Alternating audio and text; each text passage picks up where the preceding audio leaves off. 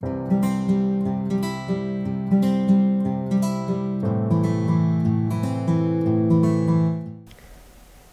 by nog 'n video van Nader in Eenvoud. Vandag wil ek met jou gesels oor 'n paar dinge wat ons soms vergeet wanneer ons Bybel lees of dit studeer. Hierdie is eenvoudige waarhede wat jou gaan help om jou tyd saam met die Here met rustigheid en vreugde aan te pak. Nommer 1. Om die Bybel te leer ken vat tyd.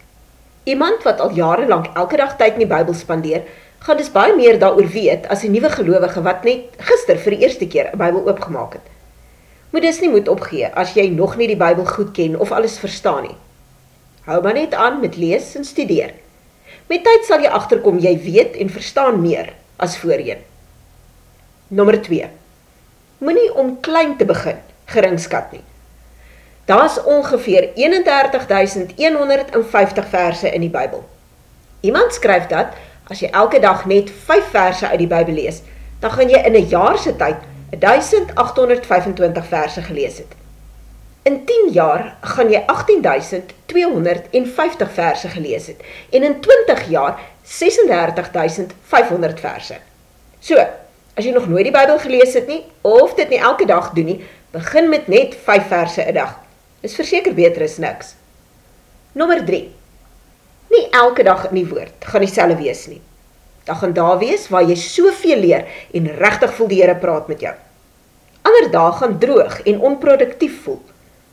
Die meeste dae gaan net gewone dae wees waar jy 'n bietjie meer leer en 'n bietjie meer verstaan.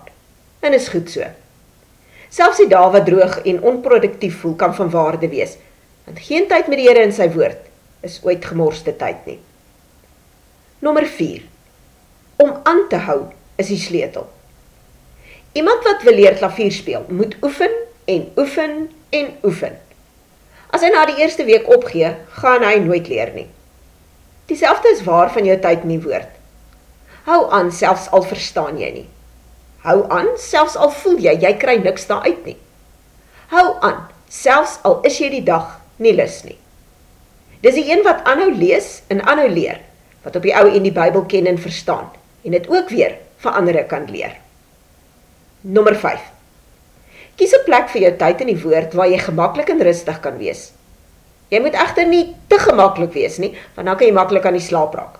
Jou bed is dus nie 'n goeie idee nie. Maar moet ook nie 'n plek kies waar jy eintlik ongemaklik is nie, want dan gaan jy dit nooit gebruik nie.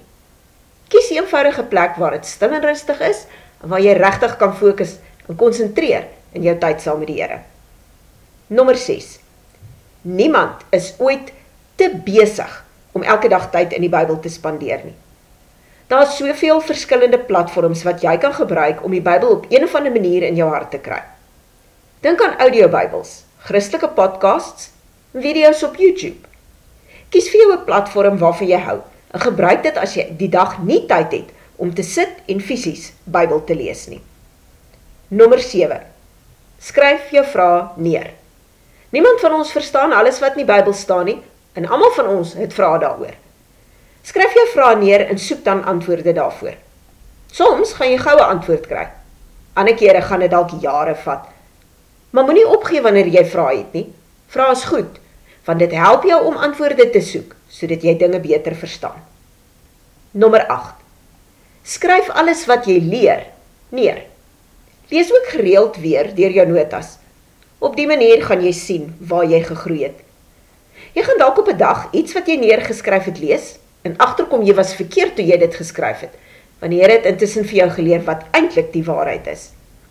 Of jy gaan iets lees en daardeur bemoedig word, of opnuut herinner word aan wat die Here jou reeds geleer het. Notas is 'n uitstekende manier om boek te hou van jou reis saam met die Here in sy woord. Nommer 9. Lees die Ou Testament. Baie mense dink dat die Ou Testament nie meer regtig van toepassing is in vandag se lewe nie. Maar dis nie waar nie. Die Ou Testament is vol profesieë en beelde wat heenwys na Jesus. Baie dinge in die Nuwe Testament maak sin wanneer jy weet en verstaan wat in die Ou Testament aangaan. So moenie net die Nuwe Testament lees en studeer nie. Maak ook tyd vir die Ou Testament. Nommer 10. Levitikus is belangrik. Baie mense het al opgegee om deur die Bybel te lees wanneer hulle by Levitikus kom, want die boek kan vervelig raak en ook soms moeilik wees om te verstaan. Maar as jy Levitikus verstaan, gaan daar soveel ander dinge in die Bybel wees wat vir jou begin sin maak. So moenie Levitikus uit jou leestyd of studietyd sny nie. Nommer 11. Die beste gebed om te bid wanneer jy 'n gedeelte glad nie verstaan nie is: Here, ek verstaan nie wat hier aangaan nie, maar ek bær dit vandag in my hart en ek vertrou U om my te help om dit te verstaan. Nommer 12. Nederigheid is belangrik. Dit gaan gebeur dat jy iets in die Bybel verkeerd interpreteer of verstaan. Maak vrede daarmee en wees oop daarvoor om verkeerd bewys te word. Wanneer dit gebeur, aanvaar dat jy verkeerd was en maak dit wat eintlik die waarheid is, deel van wat jy glo. Nommer 13. Onthou dat die Bybel nie in Afrikaans of Engels geskryf is nie. Dis in Hebreëus, Grieks en Aramees geskryf. Hou dit altyd in gedagte. Nommer 14.